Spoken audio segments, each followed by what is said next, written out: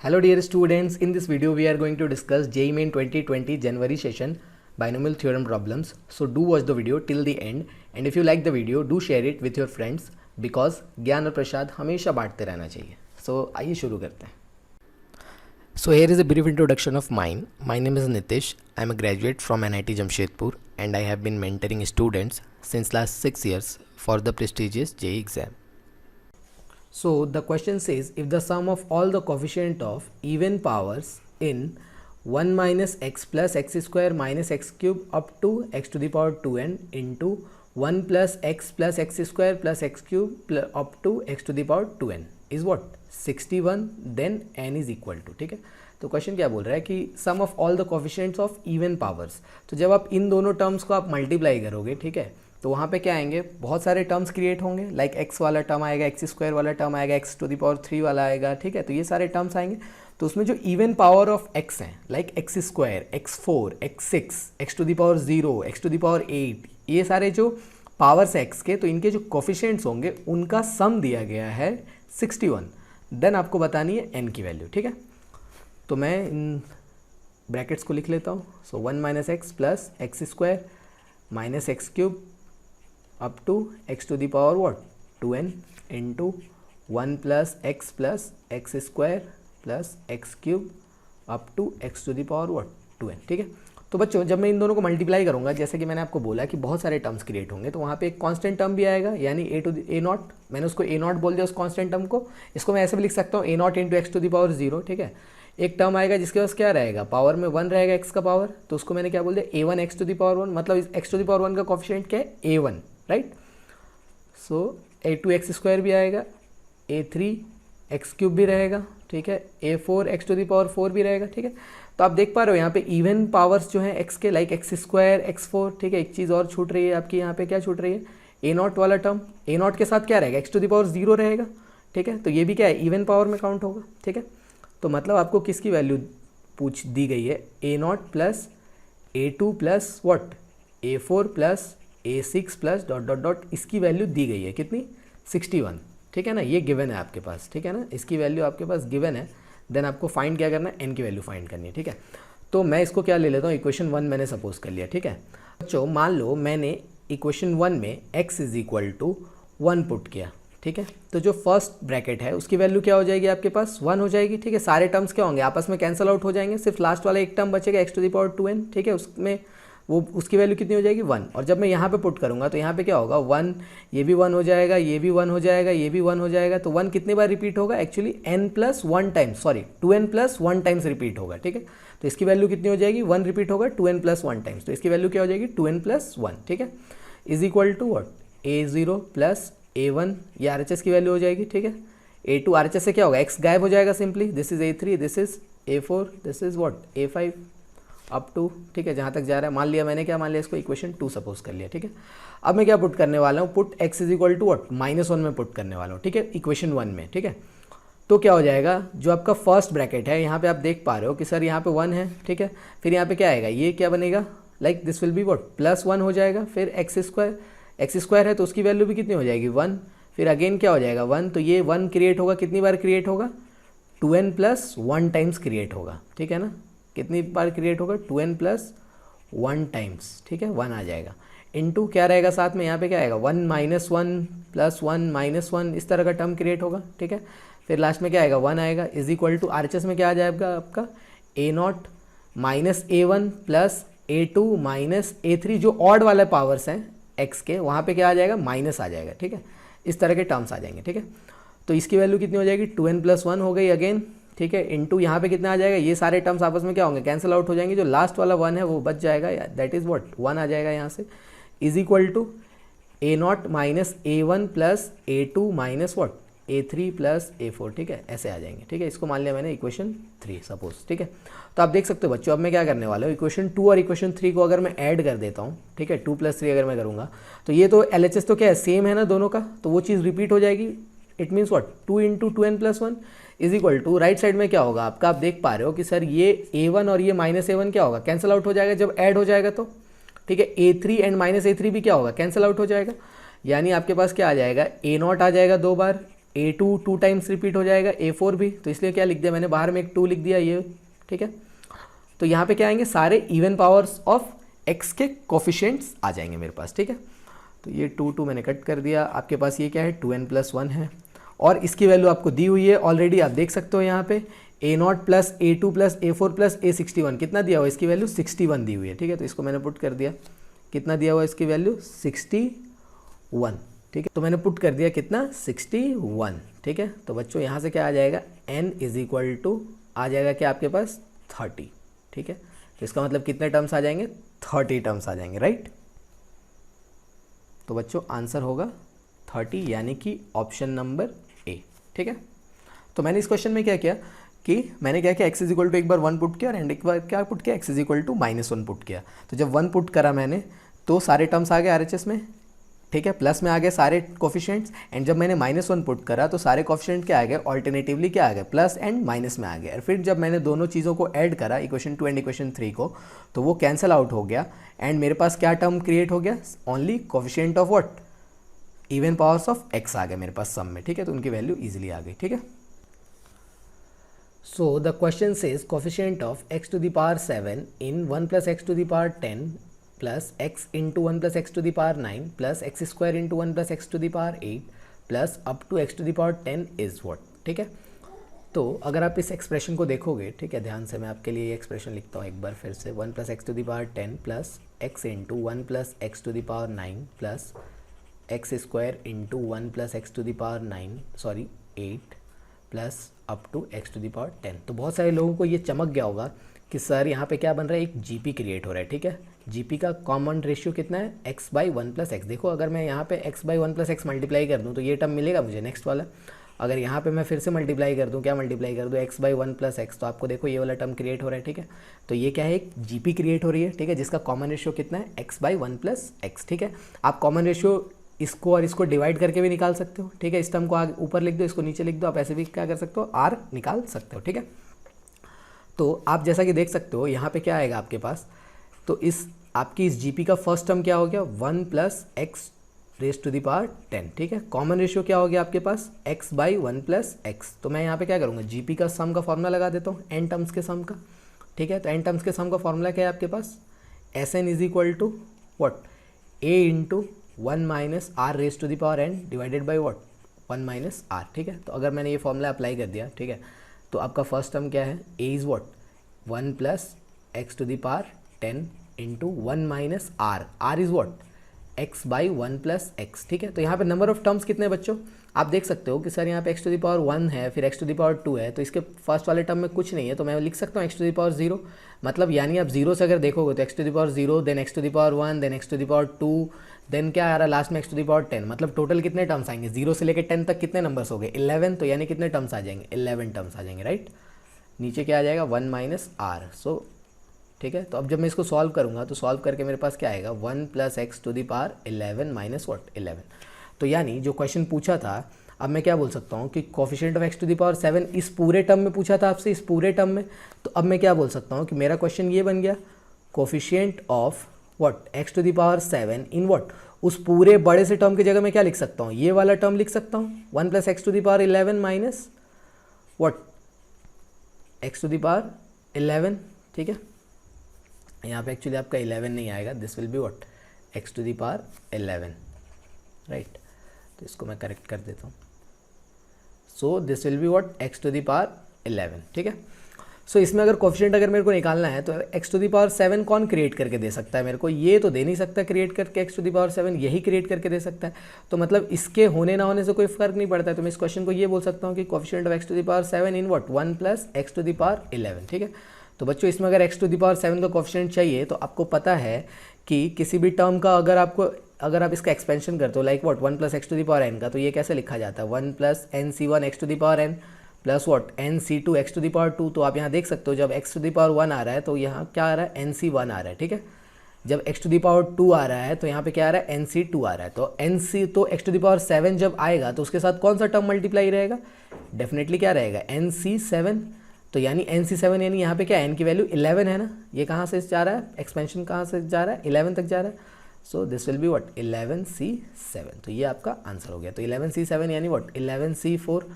तो आप इसको कैलकुलेट करोगे तो इसकी वैल्यू कितनी आ जाएगी 330। ठीक है, तो यानी option number what D is the right. तो ये मैंने बता दिया, वैसे बहुत सारे बच्चों को ये पता है। ठीक है, तो आइए आगे बढ़ते हैं। तो देखिए, तो ये जो टर्म है ये आपका उस फॉर्मेट में दिख रहा है, x plus root under X square minus 1 to the power 6 plus what x minus root under X square minus 1 to the power 6। ठीक है, तो जब मैं यहाँ पे एक्सपेंशन लगाऊंगा, ये वाला फार्मूला क्रिएट करता हूँ, ये वाला फार्मूला जो मैंने अभी आपको बताया, इसको y सपोज करो, आप y की तरह देखो। ठीक है, इस पूरे के पूरे टर्म को।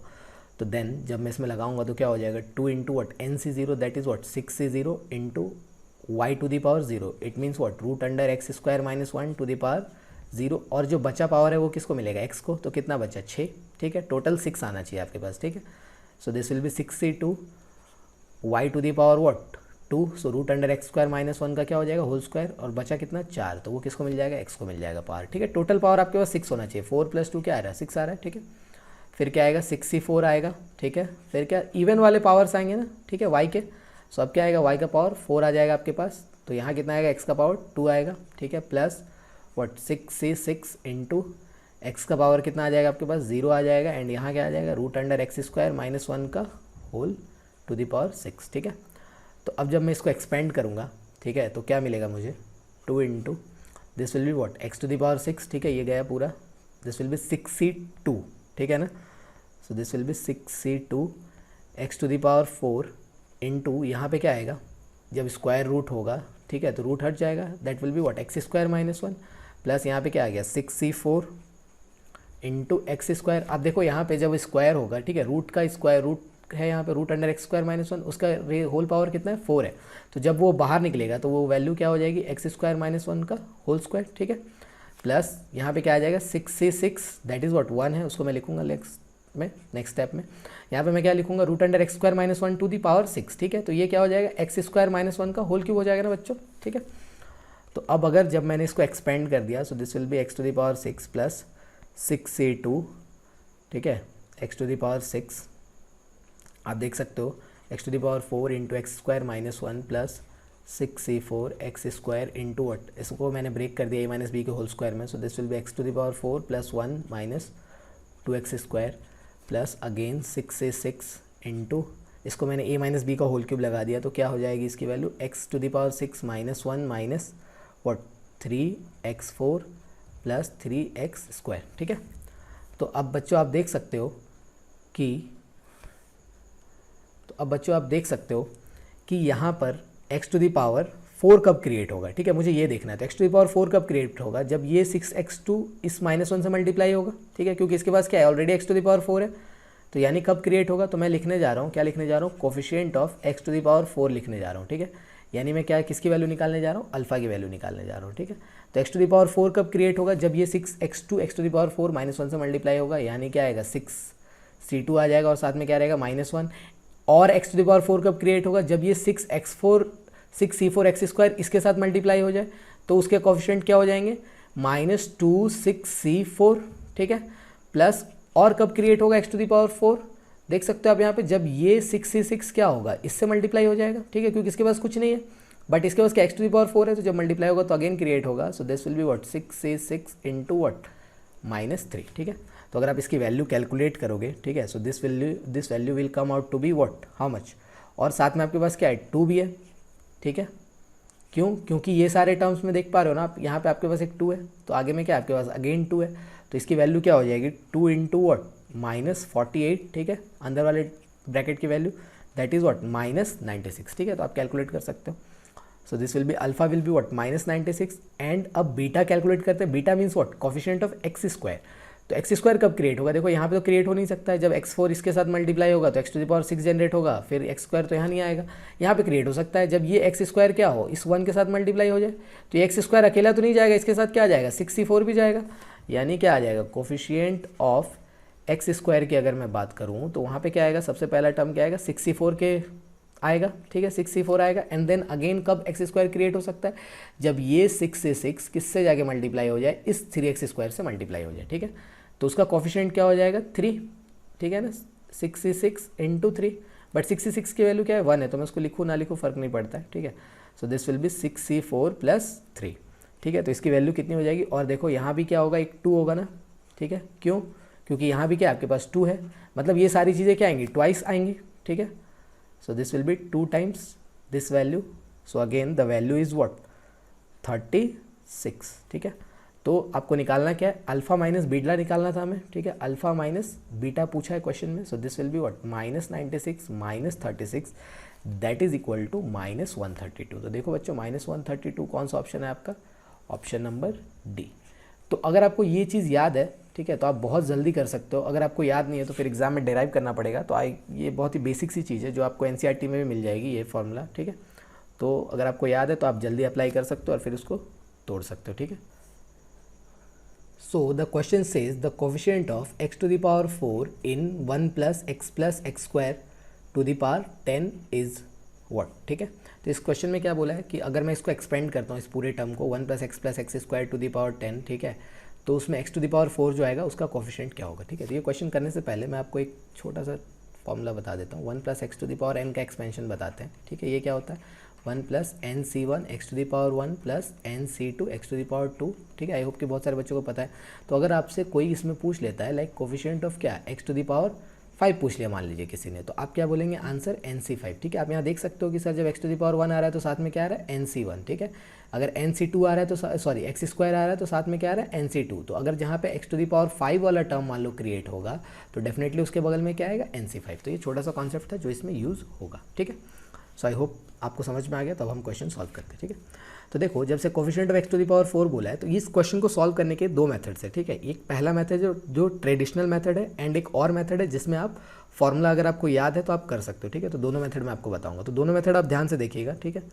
सो इसमें मैं क्या कर रहा हूँ कि जैसे 1 plus x square to the power 10 है, ठीक है। तो मेरे पास तो बाइनोमियल थ्योरम है, बट यहाँ पे कितने टर्म्स है, 3 टर्म्स है। तो मैं क्या करूँगा, बाइनोमियल थ्योरम अप्लाई करने के लिए मैं क्या कर रहा हूँ, इस में से x कॉमन ले लिया, ठीक है। एंड मैं क्या बोल रहा हूँ कि मैं इसको क्या सपोज कर रहा हूँ, इस पूरे को क्या सपोज कर रहा हूँ, इस पूरे को मैंने y सपोज कर लिया, ठीक है। तो 1 plus x का पावर n का एक्सपेंशन अभी आपने देखा, ठीक है। 1 plus x to the power n का एक्सपेंशन आपने देखा, 1 plus nc1 x to the power n x square, ठीक है। तो यहाँ पे समझ लो x की जगह ये पूरा आ गया, ये पूरा का पूरा टर्म आ गया, y आ गया, ठीक है। तो अब ये जहाँ जाएगा अकेले ही जाएगा, ठीक है, एक साथ जाएगा।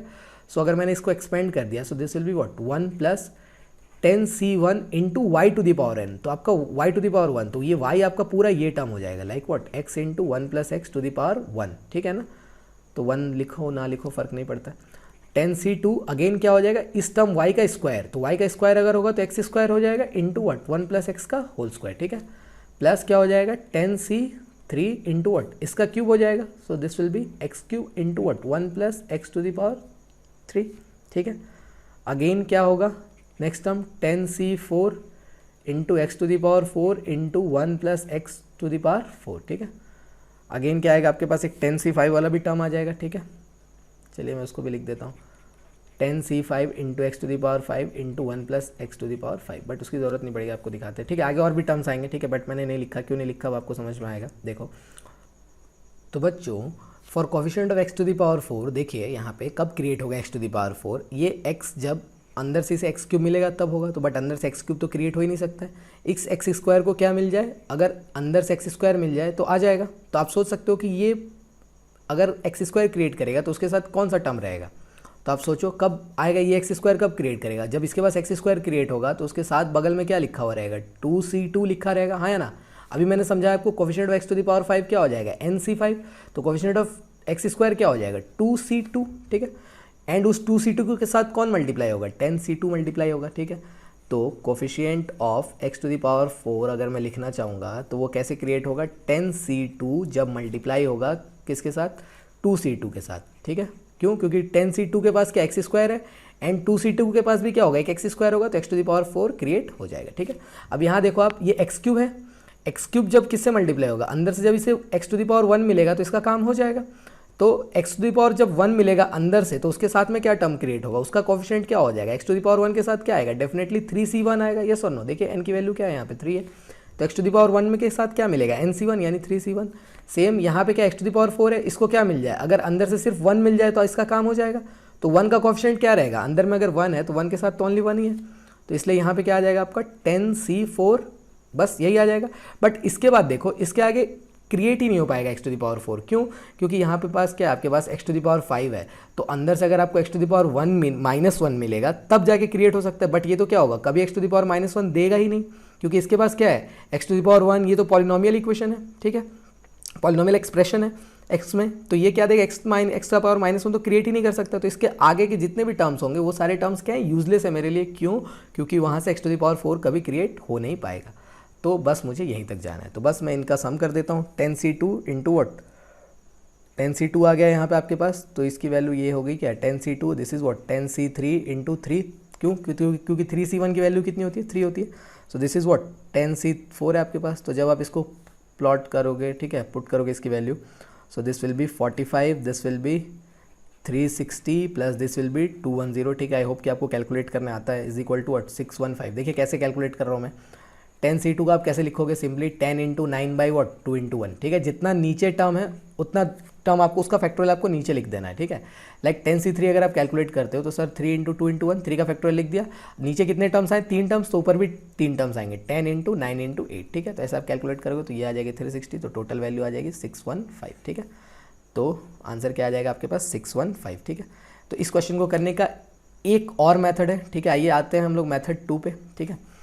तो देखिए मेथड 2, बहुत सारे बच्चों को ये मेथड पसंद आएगा, बट इसके लिए आपको थोड़ी सी याददाश्त आपकी अच्छी होनी चाहिए, ठीक है। मल्टीनोमियल थ्योरम आप लोगों ने सुन रखा होगा, ठीक है, तो उसका हम लोग यहाँ पे यूज़ करने जा रहे हैं इस मेथड में, ठीक है। तो आप देखो यहाँ पे 1 + x square to the power क्या है, 10 है आपके पास, ठीक है। आप सोचो x टू द पावर 4 कब क्रिएट होगा, क्योंकि जब मैं इसका एक्सपेंड करूँगा तो ये क्या होंगे, सब लोग, इसको भी x भी आएगा पावर लेने, x स्क्वायर भी आएगा, 1 भी आएगा, ठीक है। इन सबको पावर मिलेगा, बट इन सबको जो पावर डिस्ट्रीब्यूट होगा वो पावर कहाँ से डिस्ट्रीब्यूट होगा, इस 10 से डिस्ट्रीब्यूट होगा। मतलब इन सबको जितना भी पावर मिलेगा उस पावर का टोटल सम कितना होना चाहिए, 10 होना चाहिए, ठीक है। तो आप सोचो x टू द पावर 4 कब क्रिएट होगा, क्योंकि इन सबको जो भी पावर मिलेगा वो सारे आपस में क्या होंगे, मल्टीप्लाई होंगे, ठीक है। तो कब क्रिएट हो सकता है x टू द पावर 4, अगर मैं इस x स्क्वायर को पावर में 2 दे दूं, ठीक है। जब मैंने 10 बांट रहा हूं, मैं 10 बांट रहा हूं, तो 10 में से 2 दे दिया इसको कि x स्क्वायर को क्या मिल जाए, पावर में 2 मिल जाए। तो ये क्या बन जाएगा, x टू द पावर 4 बन जाएगा, हाँ या ना। x स्क्वायर के पावर को में अगर 2 आ जाए तो डेफिनेटली क्या क्रिएट हो जाए, x टू द पावर 4 नहीं क्रिएट हो जाएगा आपके पास। तो इसकी तो कोई ज़रूरत ही नहीं पड़ेगी आपको, तो इसको पावर में आप क्या दे दो, 0 दे दो, ठीक है। क्यों? क्योंकि अगर इसके पावर में अगर आपने 1 भी दिया तो ये जब x टू द पावर 1 अगर इसके साथ मल्टीप्लाई हो गया तो ये तो x टू द पावर 5 बना लेगा। बट मुझे तो ये नहीं चाहिए ना, x टू द पावर 5 नहीं चाहिए, x टू द पावर क्या चाहिए, 4 चाहिए। तो डेफिनेटली x के पावर में क्या देना पड़ेगा, 0 देना पड़ेगा। तो बचा कितना, टोटल 10 चाहिए, तो इसको 2 दिया, इसको 0 दिया, तो इसको क्या दे दूंगा मैं, 8 दे दूंगा, ठीक है।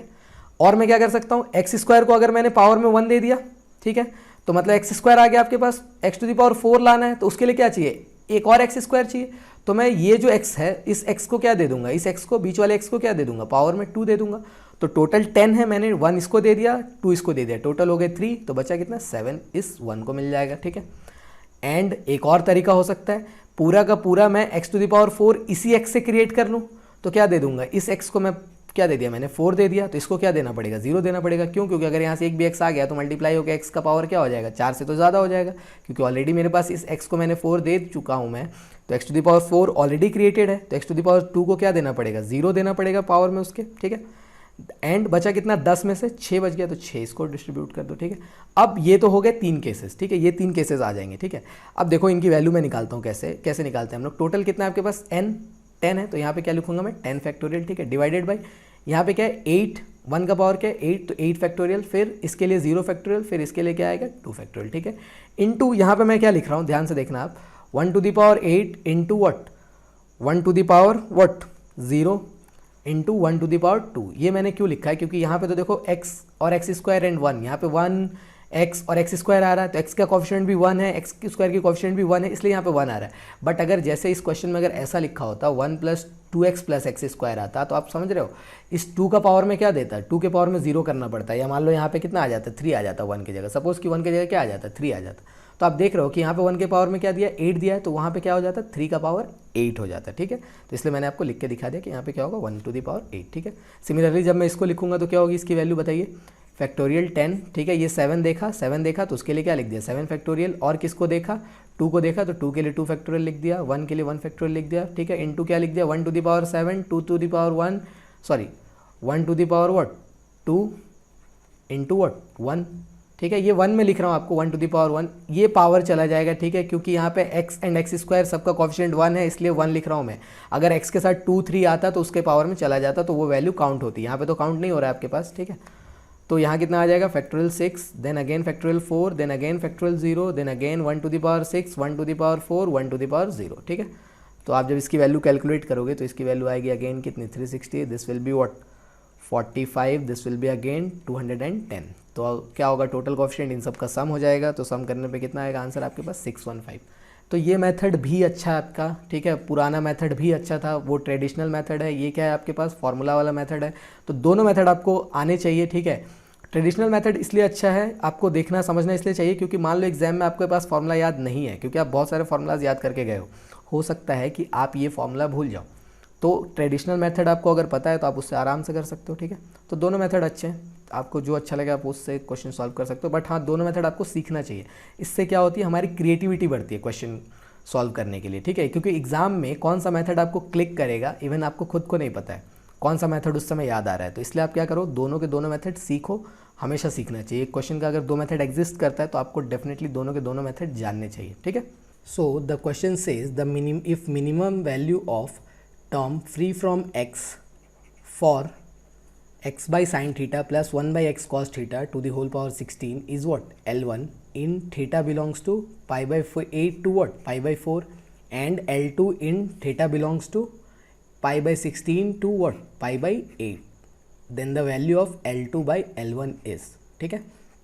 तो क्वेश्चन क्या बोल रहा है कि इसका जो मिनिमम वैल्यू आ रहा है टर्म का, कौन से टर्म का, जो टर्म इस एक्सपेंशन में क्या है, फ्री फ्रॉम एक्स, ठीक है। तो ये बताने से पहले मैं आपको एक छोटा सा चीज़ एक्सप्लेन कर देता हूँ, ठीक है। आई थिंक कि बहुत लोगों को पता है, जैसे x प्लस वाई का पावर n होता है, ठीक है। तो इसके एक्सपेंशन में अगर आपको r प्लस 1h टर्म लिखना है, ठीक है, तो आप कैसे लिखते हो, NCR, ठीक है। यहाँ जितना होता है जो टर्म है, यहाँ पे टर्म की वैल्यू है लाइक T7 T8 कुछ भी हो सकता है।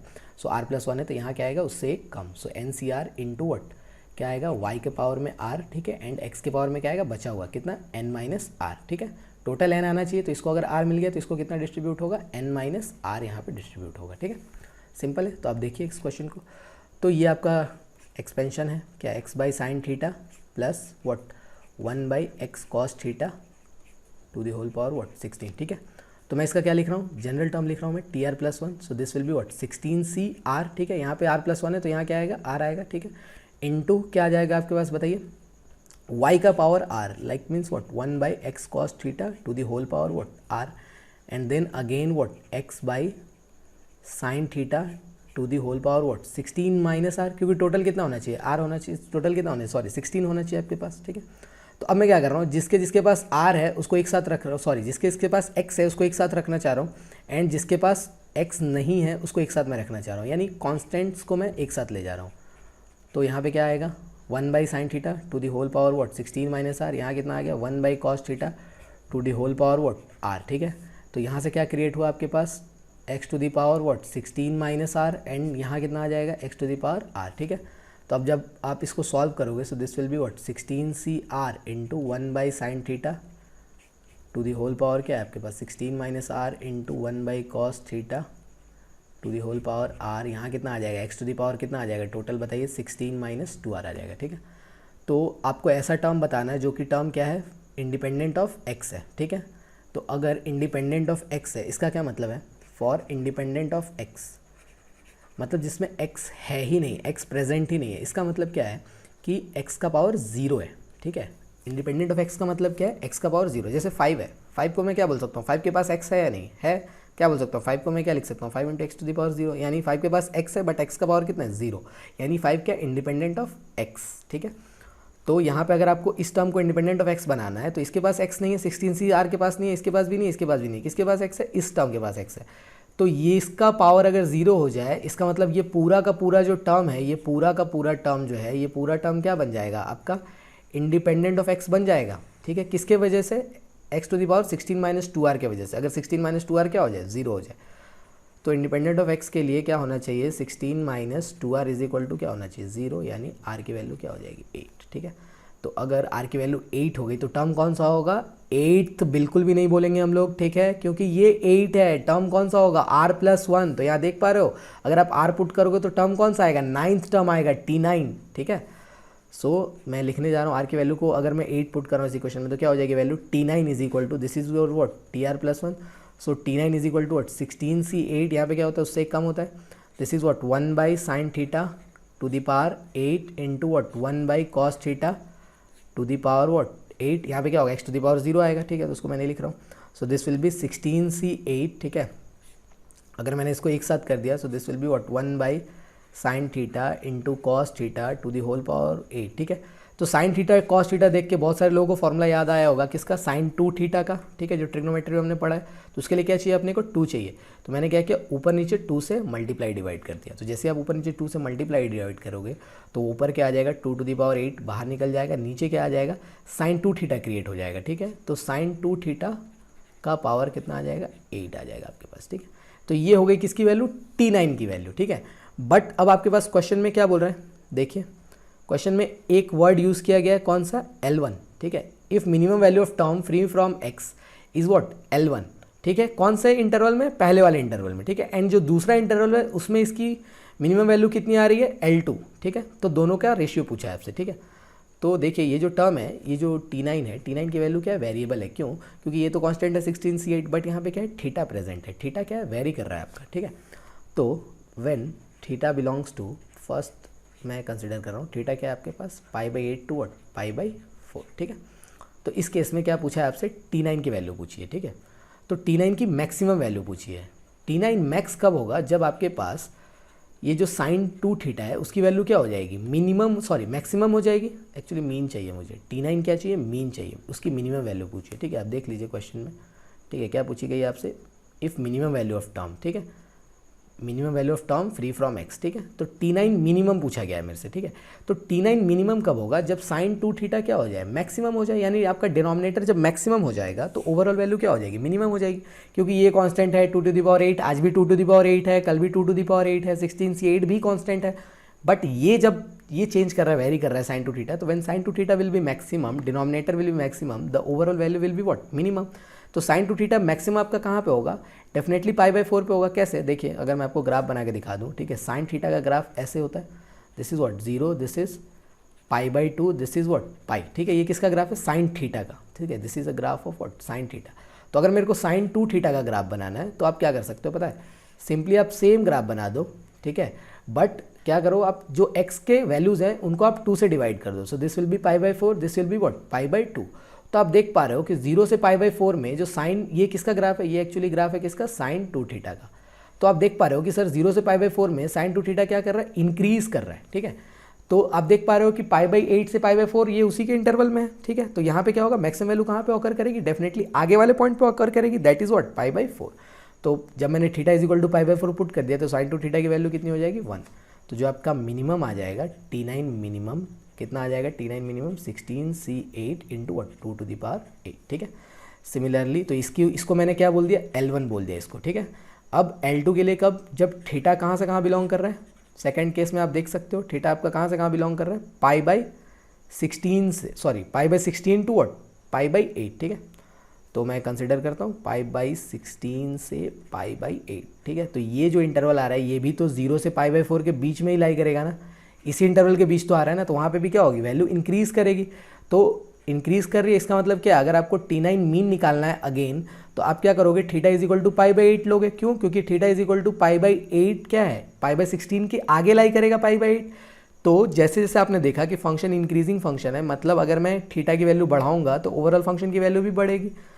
तो इस केस में आपका मिनिमम कितना आ जाएगा, 16C8 into 2 to the power 8, यहाँ कितना आ जाएगा 1/√2 आ जाएगा, क्योंकि जब आप π/8 लोगे तो क्या हो जाएगी उसकी वैल्यू, sin 45 आ जाएगा अंदर में, यानी कितनी 1/√2। तो इसको अगर मैं कैलकुलेट करूँगा so this will be 16C8 into 2 to the power 16, ठीक है। अब आपसे क्वेश्चन में क्या पूछा है, L2/L1, ठीक है। तो आप देख सकते हो अगर मैं यहाँ पे L2/L1 निकाल देता हूँ, this is what my L2, ठीक है, ये जो मैंने वैल्यू निकाला ये क्या है L2, so L2/L1 will be what 16C8 into 2 to the power 16 by what 16C8 into 2 to the power what 8. So this will be nothing but 2 to the power 4, sorry, this is 2 to the power 4, not 2 to the power 14. So 2 to the power 4, that is what 16, right? So this is the answer. So the answer will be what 16. So L2/L1 is what 16। तो मैंने क्या किया, simply general term निकाला, general term निकालने के बाद x के power को एक साथ किया, जिसके पास x नहीं थे उनको एक साथ कर दिया, ठीक है। अब टर्म इंडिपेंडेंट ऑफ x बोला है, इसका मतलब क्या होना चाहिए कि x का जो पावर है वो क्या हो जाना चाहिए, 0 हो जाना चाहिए। तो x का पावर क्या था, 16 - 2r था, तो उसको मैंने 0 से इक्वेट करा दिया, तो वहाँ से मुझे पता चला r की वैल्यू कितनी होनी चाहिए, 8 होनी चाहिए। तो when r is equal to 8, तो मैंने T9 लिख दिया, जो कि मेरा टर्म है क्या है, इंडिपेंडेंट ऑफ x, ठीक है। बट जब मैंने उसको देखा तो वहाँ पे क्या था, थीटा आ रहा था, and theta is what, variable.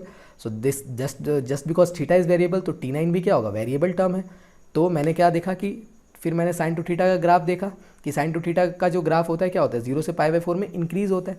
तो जब मैं इस इंटरवल में उसकी मिनिमम वैल्यू निकाल रहा हूँ, तो मैंने लास्ट वाली वैल्यू को पुट कर दिया π/4 को, ठीक है। एंड जब मैं इस इंटरवल में निकाल रहा हूँ तो π/8 को मैंने पुट कर दिया, ठीक है। तो फिर मेरी क्या आ गई, मिनिमम वैल्यू आ गई, ठीक है। फिर मैंने दोनों का रेशियो ले लिया, ठीक है। So the question says find the greatest integer k for which 49 to the power k plus 1 is a factor of given sum 49 raised to the power 125 plus 49 raised to the power 124 plus up to 1, ठीक है। तो बच्चों ये question में क्या बोल रहा है कि ग्रेटेस्ट इंटीजर k की वैल्यू बतानी है, ठीक है, जिसके लिए कि ये जो टर्म लिखा हुआ है 49 to the power k plus 1, ये इसका एक फैक्टर हो, ठीक है ना। फैक्टर का मतलब क्या है, इस पूरे टर्म का फैक्टर। तो फैक्टर का मतलब क्या है, जैसे 8 पता है ना आपको, 8 का फैक्टर क्या होता है, 4 है मान लो, तो 4 एक फैक्टर है। इसका मतलब क्या है कि मैं 8 को क्या लिख सकता हूँ, 4 इंटू समथिंग लिख सकता हूँ, ठीक है। तो मैं इसको क्या लिखूंगा, इस फॉर्मेट में एक्सप्रेस करूंगा, इस पूरे बड़े से टर्म को क्या एक्सप्रेस करूंगा, 49 to the power k plus 1 into something लिखूंगा, ठीक है। तो ये मेरा प्लान ऑफ एक्शन है, ठीक है। तो अगर मैंने वो लिख दिया तो उससे मुझे पता चल जाए कि 49 to the power k में क्या वैल्यू होनी चाहिए, ठीक है। तो अब देखिए मैं क्या करने जा रहा हूँ, इस सीरीज़ को अगर आप देखेंगे ध्यान से, जो सीरीज़ आपके पास दी हुई है, ठीक है, मैं उसको क्या कर रहा हूँ, रिवर्स करके लिख रहा हूँ। सो 1 को आगे लिख दिया, फिर 49, then again what 49 square, then again क्या आएगा 49 to the power 3, ठीक है। लास्ट में क्या आएगा 49 to the power 125। तो बहुत सारे बच्चों को समझ में आ गया होगा कि ऐसा मैंने क्यों किया। क्योंकि यहाँ पे एक जीपी दिख रही है आपको, ठीक है। क्योंकि क्या हो रहा है, 49 क्या हो रहा है, मल्टीप्लाई हो रहा है, ठीक है। तो जीपी का कॉमन रेशियो क्या है, 49, ठीक है। 49 से आप मल्टीप्लाई कर रहे हो, यहाँ 49 से मल्टीप्लाई हो रहा है, ठीक है। तो जीपी दिख रही है, उसका फर्स्ट टर्म दिख रहा है आपको कितना, 1, ठीक है। कॉमन रेशियो कितना है, 49 है।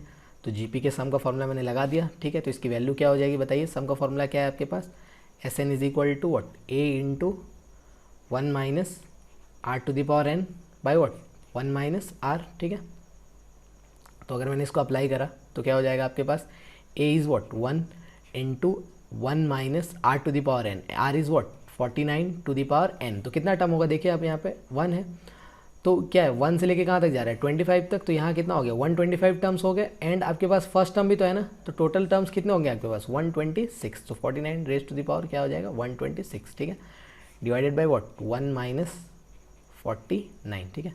तो आप यहाँ से माइनस ऊपर नीचे दोनों से कॉमन ले लो, so this will be 49 raise to the power 126 minus what 49 minus 1, ठीक है ना। माइनस ऊपर नीचे दोनों से कॉमन ले लिया, ठीक है।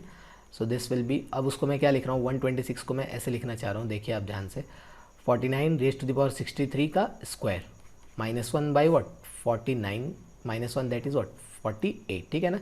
उसको मैंने क्या लिख दिया 49 टू द पावर 126 था, देखिए इसको आप बहुत सारे लोगों को समझ में आ भी गया कैसे लिखा मैंने, 49 रेज टू द पावर 63 का स्क्वायर, ठीक है। क्योंकि 63 इंटू 2 क्या होगा, आपस में मल्टीप्लाई होगा, सो दिस विल बी व्हाट 126, ठीक है। क्यों लिखा, क्योंकि यहाँ पे क्या होगा, आप ए स्क्वायर माइनस बी स्क्वायर के फॉर्मूले में आप क्या कर सकते हो, इसको ब्रेक कर सकते हो। सो ए प्लस बी यानी 49 raise to the power 63 plus 1 into what a minus b, 49 raise to the power 63 minus 1 by what 48, ठीक है।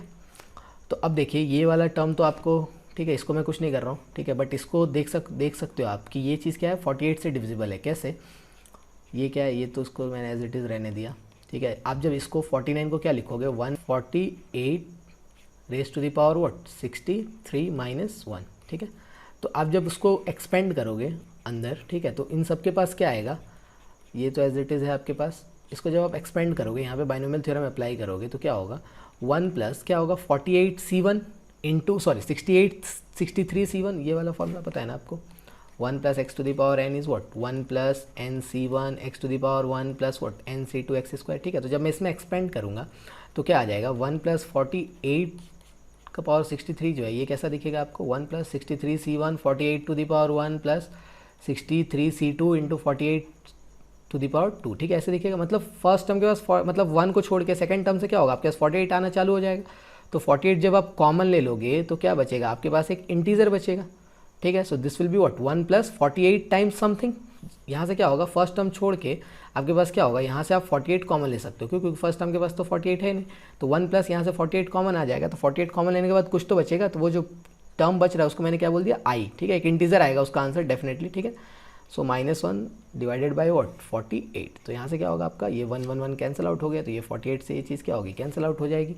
यानी डेफिनेटली आपके पास क्या बचेगा, 49 raise to the power 63 plus 1 into what क्या बचेगा, आई बचेगा आपके पास। तो यानी आप साफ देख पा रहे हो कि के की मैक्सिमम वैल्यू कितनी हो सकती है, 63, ठीक है। तो यहाँ से आपका हो गया आंसर ऑप्शन नंबर ए, ठीक है। तो मैंने क्या किया, यहाँ पे जीपी का फॉर्मूला अप्लाई कर दिया, ठीक है। जीपी का फॉर्मूला अप्लाई करके मैंने क्या किया, इस बड़े से टर्म को रिड्यूस कर लिया, ठीक है। कैसे हो गया, फिर यहाँ पे क्या आ गया, 49 raise to the power 126 minus 1 मिला मुझे, फिर मैंने उसको फैक्टराइज कर दिया। देन अगेन जब मैंने फैक्टराइज किया तो एक टर्म तो आपको देखा देखा लग रहा था, 49 raise to the power k plus 1, जैसा ही क्वेश्चन में लाना था। एंड दूसरा टर्म क्या दिखा, 49 raise to the power 63 minus 1। तो बाइनोमियल थ्योरम में हम लोग रिमाइंडर में पढ़ते हैं ये चीज़ें, ठीक है, कि हम उसको क्या कर सकते हैं, 1 plus 48 to the raise to the power 63 लिख सकते हैं। फिर जब मैंने उसको एक्सपेंड किया तो this will be what 1 plus 48 आई, देन 1 1 गेट्स कैंसल्ड। तो ये वाला जो टर्म है 48 से कैंसिल आउट हो जाएगा, बचेगा क्या आपके पास, ओनली आई बचेगा, ठीक है। तो यानी इसका फैक्टर क्या हो जाएगा, 49 raise to the power 63 plus 1, ठीक है। So the question says the maximum values of 19 CP 20 CQ 21 CR are what A B C respectively, then the relation between A B C, ठीक है। मतलब क्या बोला है कि आपको 19 CP जो टर्म है, ठीक है, इसकी मैक्सिमम वैल्यू की बात कर रही है, कर रहा है आपसे। मैक्सिमम वैल्यू जो है वो क्या है, A है, ठीक है। 20 CQ जो टर्म है इसकी मैक्सिमम वैल्यू क्या है, आपके पास B है, ठीक है। And then again what 21 CR है, इसकी मैक्सिमम वैल्यू क्या है, आपके पास C है, ठीक है। तो ये मैक्सिमम क्यों पूछ रहा है आपसे, यहाँ पे देखो आपको P लिख के दिया है, 1 2 3 कुछ तो नहीं लिख के दिया ना, क्या दिया है P। मतलब क्या होगा, आप P की वैल्यू को चेंज कर सकते हो, कहाँ से ले जा सकते हो। आपको पता है कि अगर NCR लिखा हुआ है तो R की वैल्यू आपके पास क्या होती है, R क्या होना चाहिए, एक तो ग्रेटर देन इक्वल टू 0 होना चाहिए, और साथ साथ क्या होनी चाहिए, R की वैल्यू क्या होनी चाहिए, N से इक्वल या N से क्या होनी चाहिए, छोटी होनी चाहिए, ठीक है। तो आप क्या कर सकते हो, इसमें R को चेंज कर सकते हो, कहाँ तक लेके जा सकते हो, N तक लेके जा सकते हो। तो यहाँ पे जो 19CP लिखा हुआ है आप उसको कहाँ से स्टार्ट कर सकते हो, 0 से। सो 19C 0 से क्या होगा, 19C 1 बड़ा होगा, फिर अगेन क्या होगा 19C 2 बड़ा होगा, फिर क्या होगा 19C 3 बड़ा होगा। तो ये ऐसे ही बड़ा होते जाएगा, कब तक बढ़ते जाएगा, ये कब तक बढ़ते जाएगा, 19C 9 तक बढ़ते जाएगा आपके पास, ठीक है। कहाँ तक बढ़ते जाएगा, 19C 9 तक। क्यों, क्योंकि इसके पास कितने टर्म्स होंगे टोटल, सोचो लास्ट वाला टर्म क्या आएगा आपके पास, 19C कितना आएगा 19। तो यहाँ कहाँ से चालू हो रहा है, 0 से चालू हो रहा है, कहाँ तक जा रहा है 19C 19 तक जा रहा है। तो अगर आप इसके कोफिशिएंट्स को ऑब्जर्व करोगे तो ये बढ़ते बढ़ते जाएगा, कहाँ तक जाएगा 19C 9 तक जाएगा। इसके पास दो ऐसे टर्म होंगे जिनकी वैल्यू सेम होगी, दैट इज़ व्हाट 19C 10, ठीक है। और उसके बाद क्या होगी, वैल्यू घटना चालू हो जाएगी, ठीक है। ये रिड्यूस होते होते कहाँ तक चला जाएगा, 19C 19 तक चला जाएगा, ठीक है।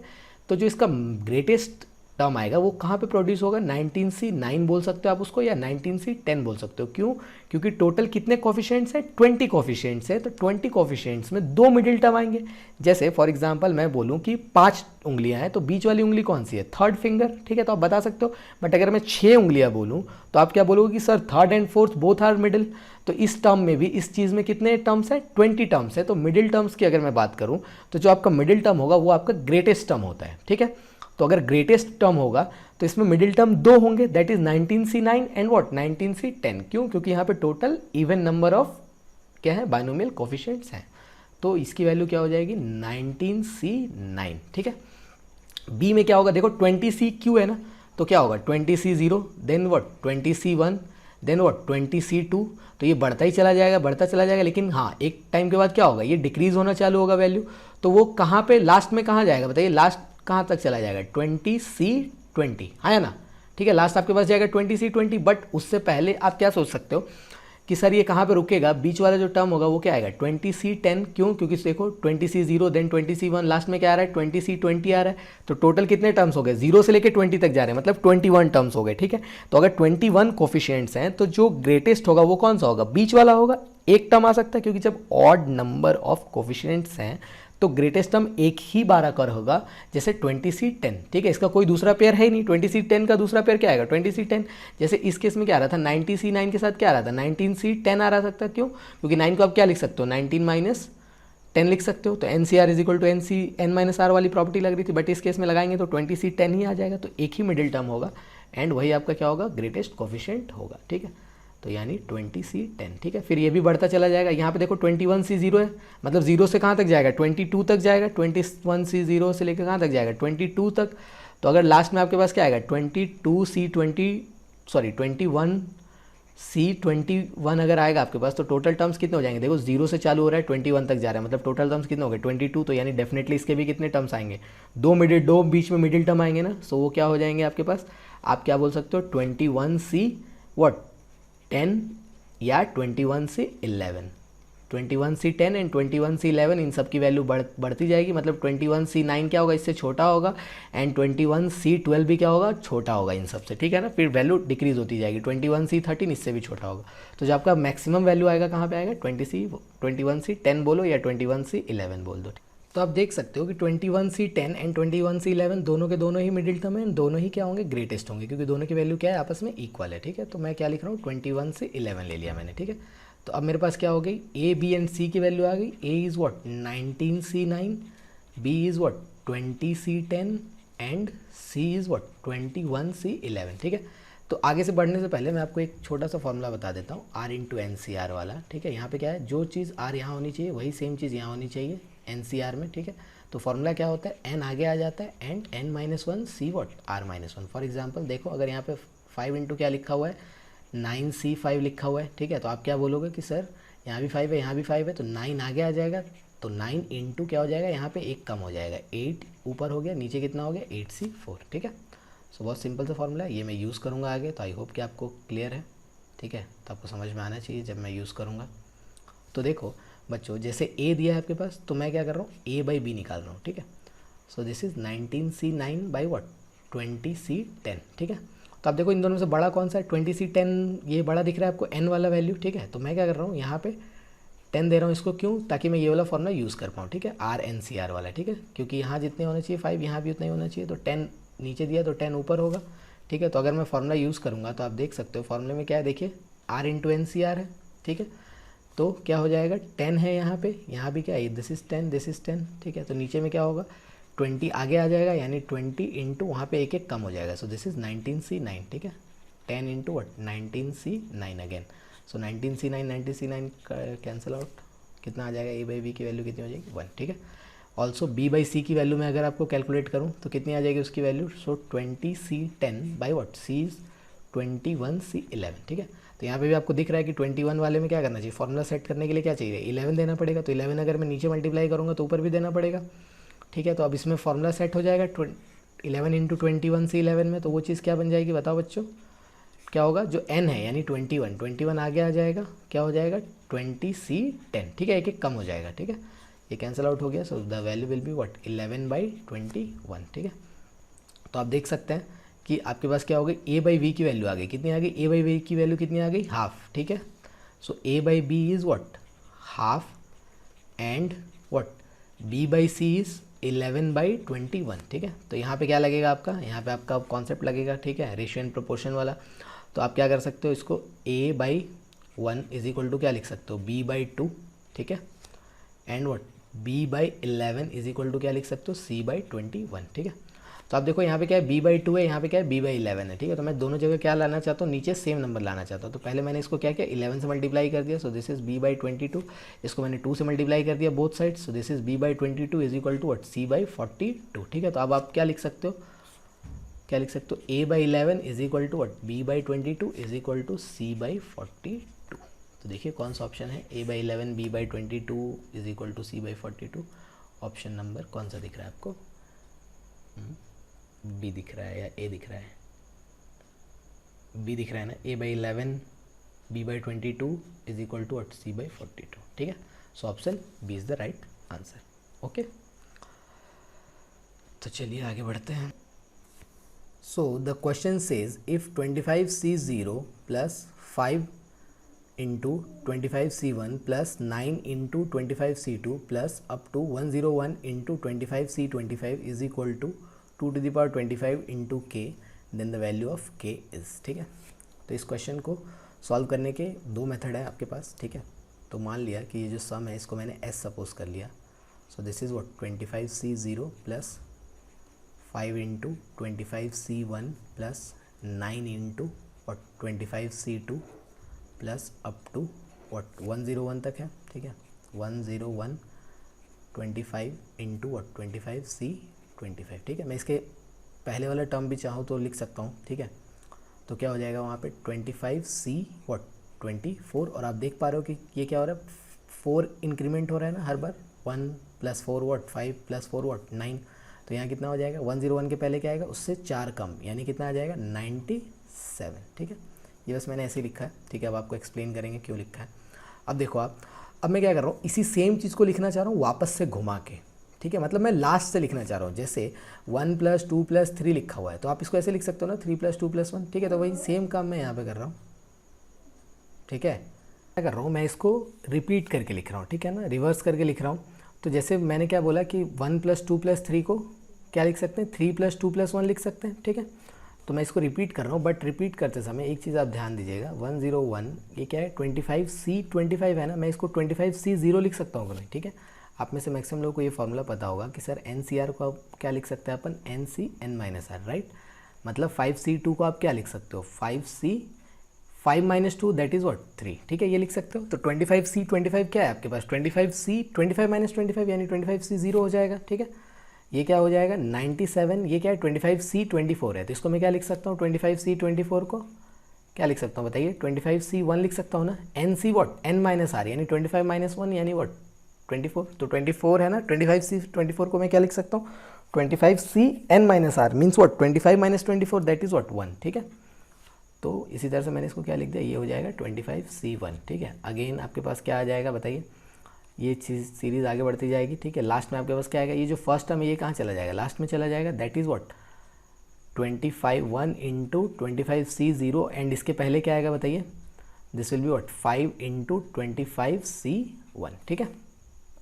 तो अब देखो जब मैं इसको सम करूँगा तो आप देख सकते हो कि सर यहाँ पे क्या आ जाएगा 2s, ठीक है। यहाँ पे क्या आएगा 25C0 25 कितना हो गया, इन दोनों का सम होगा तो 102 टाइम्स व्हाट 25C0, यस और नो आएगा ना, ठीक है। यहाँ पे देखिए 97 टाइम्स 25C1 है, और यहाँ पे क्या है 5 टाइम्स 25C1 है। 25C1 को आप x की तरह समझो, तो क्या है नीचे क्या है 97x, ऊपर क्या है 5x, तो अगेन क्या आ जाएगा 102x। तो फिर से मैं क्या लूँगा 102 क्या होगा, सबसे कॉमन आ जाएगा, तो अंदर में क्या बच जाएगा आपके पास 25C1 प्लस यहाँ भी इन दोनों का जब आप सम करोगे, यहाँ पे जो टर्म आएगा और इसका, तो कितना आएगा आपके पास 102 टाइम्स 25C2 आ जाएगा, तो 102 क्या आएगा बाहर आ जाएगा सबसे, तो लास्ट में आपके पास क्या आ जाएगा 25C25, ठीक है। इस C0 को मैंने क्या लिख दिया 25 लिख दिया, ठीक है।